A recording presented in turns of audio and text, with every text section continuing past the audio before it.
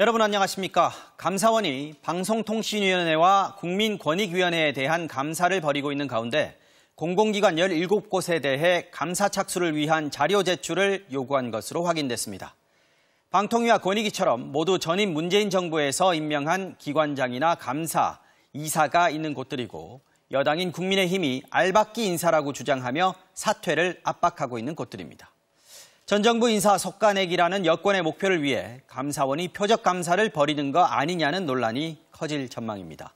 김건휘 기자의 단독 보도입니다. 지난 3월 말 윤석열 후보의 대통령 당선으로 집권 여당의 꿈을 이루게 된 국민의힘은 문재인 정부의 공공기관장 인사를 겨냥했습니다. 문재인 정부의 알박기 인사 현황이라는 자료를 내고 52개의 공공기관에서 기관장과 이사, 감사 등 59명이 새로 임명됐다고 비판했습니다.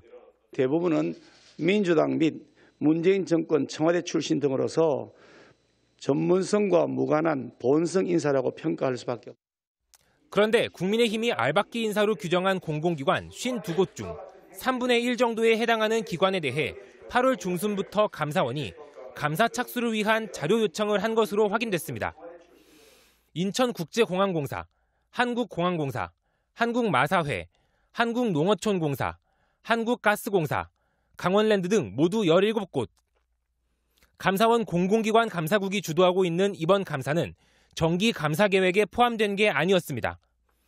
감사원이 지난주 발표한 2022년 하반기 감사 운영 계획, 정기 감사 대상을 일일이 적어놨는데 이 중 공공기관은 군인공제회와 한국도로공사 등 6곳입니다.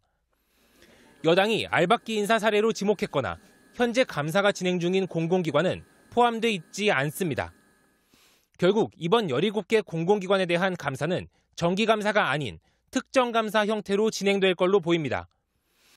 요구한 자료들 중엔 임직원의 겸직, 외부 강의 허가 현황, 임직원 해외 출장 현황 등 기관장들과 직접 관련된 내용이 다수 포함돼 있습니다.